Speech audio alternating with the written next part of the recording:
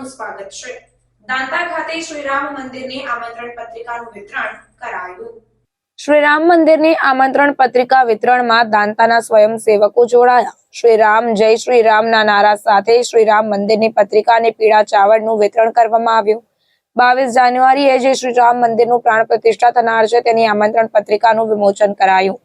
દાંતા નગરના વિવિધ વિસ્તારોમાં ઘેર ઘેર આમંત્રણ પત્રિકા આપવામાં આવી। લોકોએ શ્રીરામ મંદિર પ્રાણ પ્રતિષ્ઠા મહોત્સવની આમંત્રણ પત્રિકાને વધાવી લીધી।